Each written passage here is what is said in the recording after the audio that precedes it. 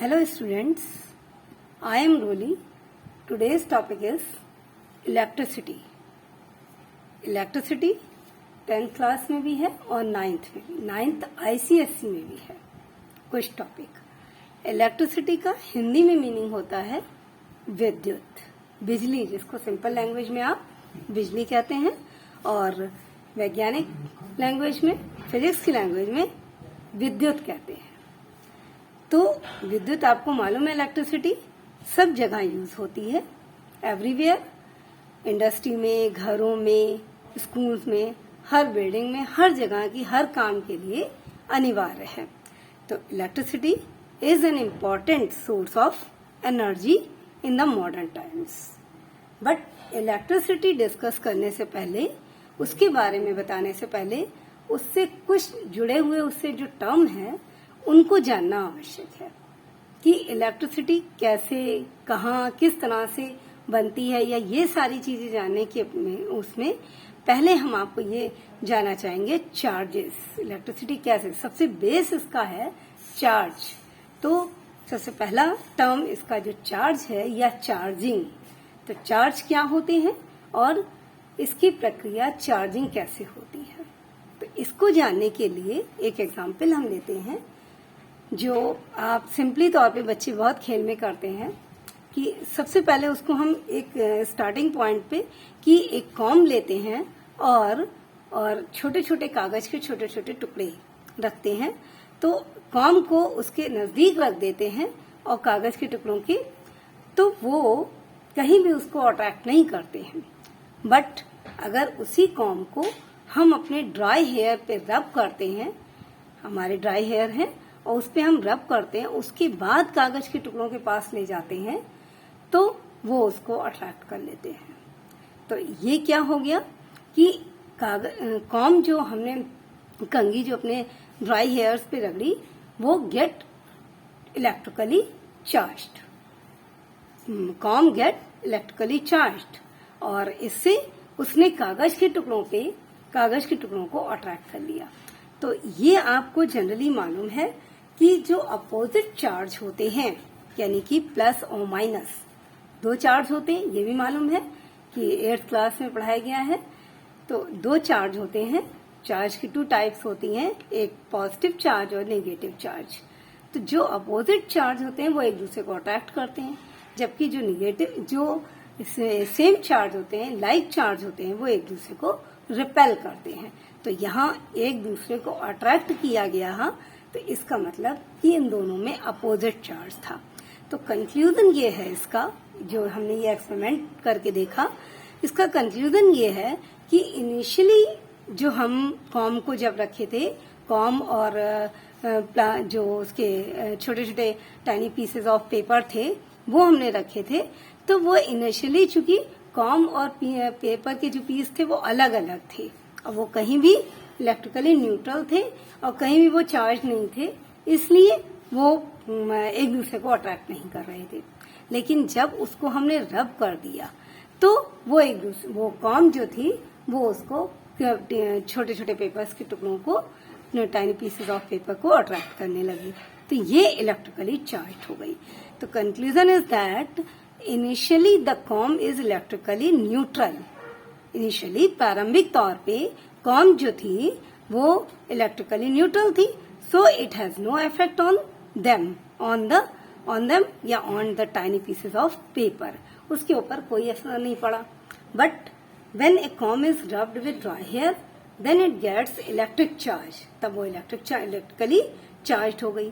This electrically charge comb exert an electric force, और ये com जो थी ये उसने अट्रैक्ट कैसे किया, इलेक्ट्रिकली चार्ज तो वो हो गई कॉम, लेकिन उसने टाइनी पीसेस ऑफ पेपर को अट्रैक्ट कैसे किया, वो एक फोर्स उसने काम किया, उस पे electric force on the tiny pieces of paper comb ने एक्सर्ट किया, किस पे, टाइनी पीसेस ऑफ पेपर पे इलेक्ट्रिक फोर्स। अब ये इलेक्ट्रिक फोर्स कहाँ से आया, तो ये electric force according to Coulomb's law, Coulomb's law पढ़ेंगे कि अकॉर्डिंग टू कूलम्स लॉ जो दो चार्ज हैं, दो चार्ज बॉडीज हैं या दो कोई चार्ज हैं, अगर तो वो अब सेम चार्ज है, प्लस प्लस या माइनस माइनस, तो वो एक दूसरे को रिपेल करते हैं।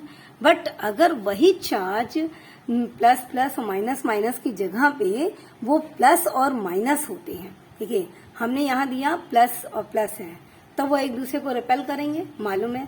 माइनस माइनस है तो भी रिपेल करेंगे। बट अगर प्लस एक चार्ज प्लस है Q1 और एक दूसरा चार्ज Q2 माइनस है, तो वो एक दूसरे को अट्रैक्ट करेंगे, क्योंकि उनपे जो फोर्स लगेगा वो एक दूसरे को पास लाने के लिए, मतलब वो एक दूसरे को अट्रैक्ट करेंगे। तो फोर्स तो सब पे लगेगा, हर कंडीशन में लगेगा। तो Q1 Q2 जो प्लस प्लस होंगे तो वो एक दूसरे को रिपेल करेंगे, तो एक इधर जाएगा एक उधर जाएगा। निगेटिव चार्ज होंगे तो भी वो एक दूसरे को रिपेल करेंगे। बट जब एक पॉजिटिव होगा और एक निगेटिव होगा तो वो एक दूसरे को अट्रैक्ट करेंगे। तो according to Coulomb's law, force exert on the electric charge Q1 और Q2, तो जो फोर्स है, force is directly proportional to Q1 and Q2। तो F is directly proportional to Q1 and Q2। ये आवेश के मतलब चार्ज के अनुक्रमानुपाती, इसको डायरेक्टली प्रोपोर्शनल को हिंदी में अनुक्रमानुपाती कहते हैं। ये हो गई एक इक्वेशन। दूसरा है कि F इज, ये कूलम्स का लॉ है, F is inversely proportional to, इनके बीच का डिस्टेंस अगर R है तो स्क्वायर, R के स्क्वायर के इनवर्सली प्रोपोर्शनल। तो अगर R पे कुछ भी होगा, अगर R बढ़ेगा तो फोर्स घटेगा, अगर इनके बीच की दूरी बढ़ेगी तो फोर्स घटेगा, और अगर इनके बीच की दूरी घटेगी यानी कि R निगेटिव वो डिक्रीज होगा तो फोर्स बढ़ेगा। ये इनवर्सली और डायरेक्टली प्रोपोर्शनल, वो जो डायरेक्टली प्रोपोर्शनल जो होता है वो तो उसमें सेम रिलेशनशिप होती है कि ये बढ़ेगा तो ये भी बढ़ेगा, लेकिन इनवर्सली प्रोपोर्शनल में रिलेशनशिप अपोजिट हो जाती है। तो ये हो गई आपकी दूसरी इक्वेशन। तो F, अब इन दोनों को अगर हम कंबाइन करते हैं, कंबाइन द इक्वेशन 1 एंड 2, तो क्या आ जाएगा? F is, formula is, F is directly proportional to Q1 Q2 upon R square, upon R square. तो R स्क्वायर यानी कि ये कंबाइंड हो गया कि F is directly proportional to Q1 Q2 upon R square. अब ये एक इक्वेशन बन गई तीसरी, यही कूलम्स लॉ है। बट डायरेक्टली प्रोपोर्शनल का जो साइन है वो F is equal to, directly proportional की जगह एक साइन लिया हमने, एक सिंबल लिया A Q1 Q2 upon R square. तो ये आपका कूलम्स लॉ आ गया, वेयर A इज एक कांस्टेंट है, A is constant and it's value is for vacuum और फॉर एयर ऑल्सो, दोनों के लिए एक ही है, 9 × 10⁹ न्यूटन मीटर स्क्वायर पर कूलम स्क्वायर, ये इसकी वैल्यू है। और ये किस पे डिपेंड करती है? Depends on the medium of both charges and unit of distance. जो मीडियम है, दोनों चार्जेस के जो मीडियम है उन पे डिपेंड करती है इसकी वैल्यू, और यूनिट ऑफ डिस्टेंस यानी कि एकांक दूरी पर डिपेंड करती है। तो इसके कारण हम आपको एक चीज और बता दें, ये फोर्स जो लगता है यही आगे आपके उसमें प्रोसेसिंग, चार्जिंग की प्रोसेस में काम करेगा। कि चार्जिंग की प्रोसेस में चार्ज जो पार्टिकल हो रहे हैं, जो अभी हमने आपको बताया कि एक पॉजिटिवली चार्ज हुआ और एक निगेटिवली चार्ज, एक पॉजिटिव चार्ज है और एक निगेटिव चार्ज हुआ, ऐसा क्यों हुआ और कैसे हुआ? तो क्यों हुआ? तो वो फोर्स के कारण हुआ, आपको बताया। लेकिन कैसे हुआ, इसके लिए आपको इलेक्ट्रॉनिक जो स्ट्रक्चर है, एटॉमिक स्ट्रक्चर समझना होगा कि किसी भी जो कोई भी एलिमेंट है, कोई भी चीज है, तो उसमें every object has elementary particle, यानी कि इलेक्ट्रॉन, प्रोटॉन और न्यूट्रॉन। ये अभी हम आपको इसको ड्रॉ करके भी दिखाते हैं कि एवरी पार्टिकल। तो इलेक्ट्रिक चार्ज, पहले हम बात कर लेते हैं इलेक्ट्रिक चार्ज की, कि इलेक्ट्रिक चार्ज क्या हुआ निगेटिव चार्ज ये हम आपको बता चुके हैं कि पॉजिटिव चार्ज होता है, निगेटिव चार्ज होता है। अपोजिट चार्ज एक दूसरे को अट्रैक्ट करते हैं और सिमिलर चार्ज जो होते हैं लाइक चार्ज वो एक दूसरे को रिपेल करते हैं। जैसे पॉजिटिव पॉजिटिव है या निगेटिव निगेटिव है तो वो एक दूसरे को रिपेल करते हैं, और जबकि जो पॉजिटिव और निगेटिव है वो एक दूसरे को अट्रैक्ट करते हैं। ओके, अब इसमें अकॉर्डिंग टू एटॉमिक फिजिक्स एक smallest particle of an element is an atom. Smallest particle क्या है? किसी भी एलिमेंट का वो एक एटम होता है। एटम जो है स्मॉलेस्ट पार्टिकल होता है। An atom itself consist these three type of elementary particle. Elementary means यानी कि मूल पार्टिकल होते हैं। मूल पार्टिकल यानी कि जो उसके फंडामेंट्स होते हैं। तो फंडामेंटल आपको ये तो सबको पता है कि कोई भी ऑब्जेक्ट जो है, कोई भी चीज जो है वो उससे एटम से बनी होती है। एटम और एटम जो है काफी सारे एटम मिलकर मॉलिक्यूल बनाते हैं, उसके बाद आगे के स्ट्रक्चर होते हैं। लेकिन एटम का जो स्ट्रक्चर है वो क्या होता है? एटम का स्ट्रक्चर क्या है? इसमें इलेक्ट्रॉन, प्रोटॉन, न्यूट्रॉन तो होते हैं, लेकिन इलेक्ट्रॉन किस तरह से अरेंजमेंट इसका क्या है स्ट्रक्चर? ये है कि प्रोटॉन होता है, इसमें प्रोटॉन पे प्लस चार्ज होता है, न्यूट्रॉन इलेक्ट्रिकली न्यूट्रल होता है, और इलेक्ट्रॉन जो है इसके ऑर्बिट में राउंड चक्कर लगाता है। तो और इनका भी एक सिस्टम होता है, एक बोरबरी स्कीम के अकॉर्डिंग ही ये इसमें अरेंज होते हैं। लेकिन उस सब वो हम नेक्स्ट वीडियो में आपको क्लियर करेंगे। लेकिन इस समय के लिए इलेक्ट्रॉन इसके चारों ओर ऑर्बिट में चक्कर लगाते हैं। लेकिन इसी में जो मेटल्स में पॉजिटिवली चार्ज होता है, जो मेटल्स का मैटर, जो भी कोई भी चीज ऑब्जेक्ट पॉजिटिवली चार्ज हो जाता है और कोई दूसरा ऑब्जेक्ट निगेटिवली चार्ज होता है, तो उसके आउटर मोस्ट ऑर्बिट सबसे बाहरी कक्षा, जो सबसे बाहरी कक्षा है एटम की, उसमें आउटर मोस्ट ऑर्बिट में, जैसे अगर कोई मेटल है, मेटल आपको मालूम है धातु होती है, धातु में आउटर मोस्ट ऑर्बिट में एक या दो इलेक्ट्रॉन होते हैं। तो वो जो होते हैं एक या दो इलेक्ट्रॉन दूसरे को दे देता है, और जितने इलेक्ट्रॉन ये देता है उतने ही दूसरा एटम जो है दूसरा एटम ले लेता है। तो जब वो दूसरा लेता है उतने ही इलेक्ट्रॉन लेता है।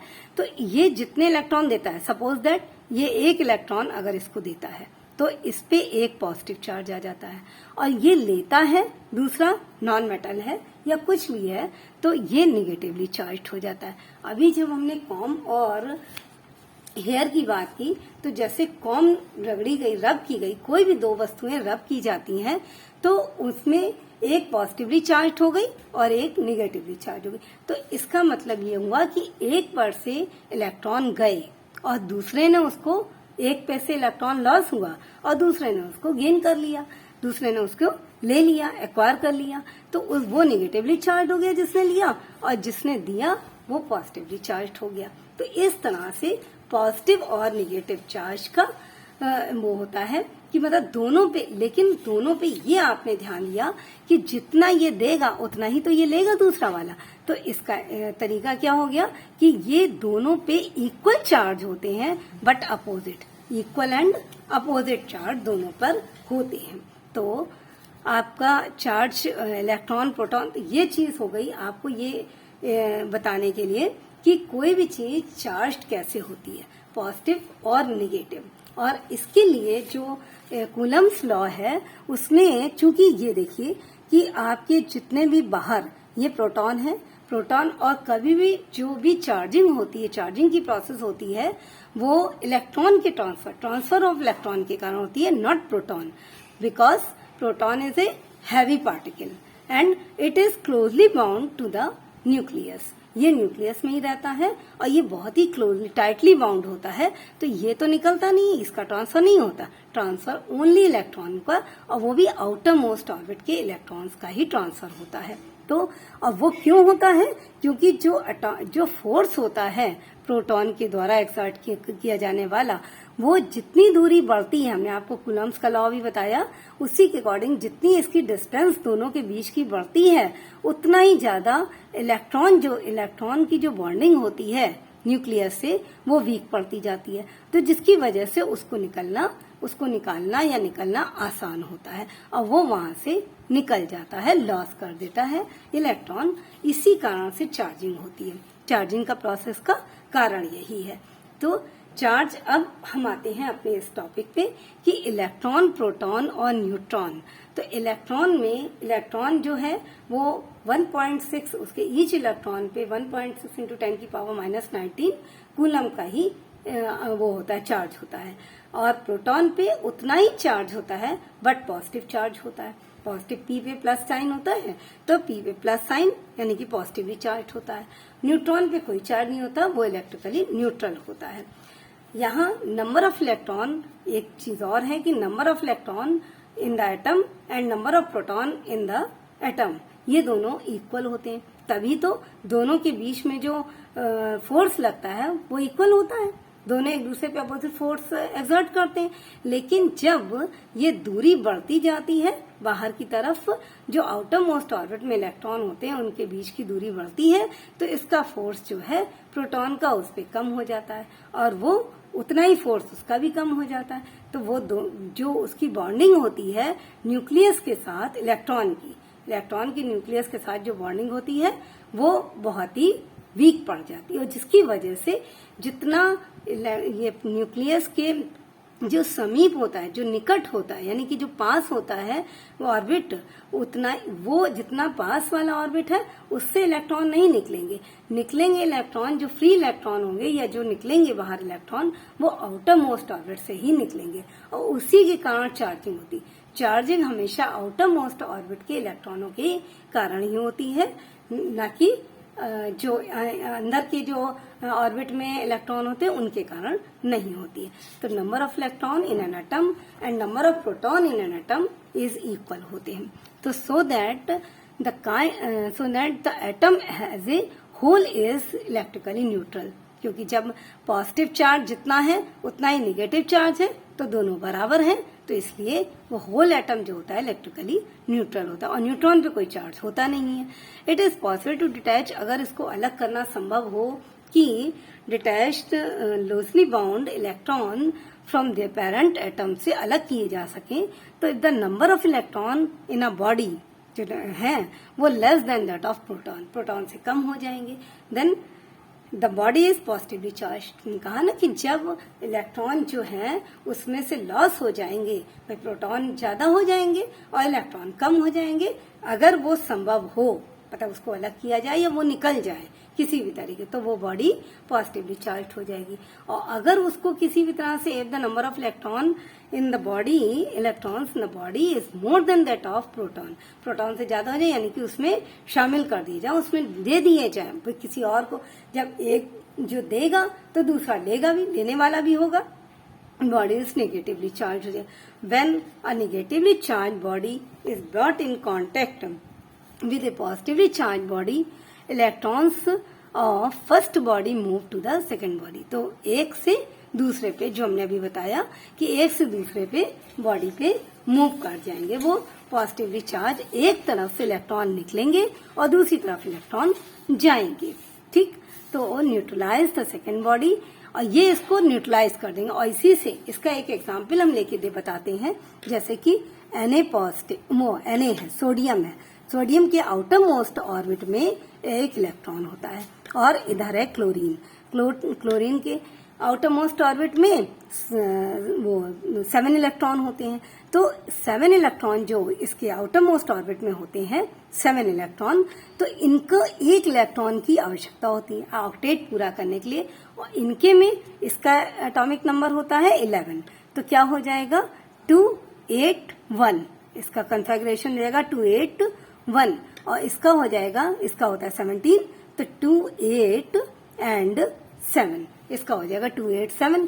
तो 7, ये 1 इसमें जाएगा तो 8 बना देगा, और ये यहाँ से जब इसको दे देगा, ये यहाँ से निकल जाएगा तो 28 इसका भी हो जाएगा, ये ऑक्टेट कंप्लीट कर लेंगे।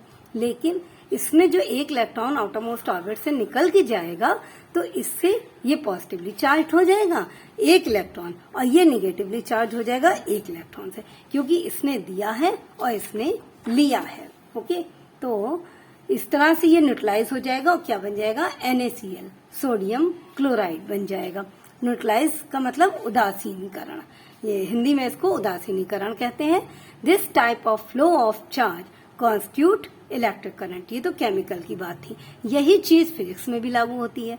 This type of flow of charge, ध्यान दीजिए, this type of flow of charge constitute electric current.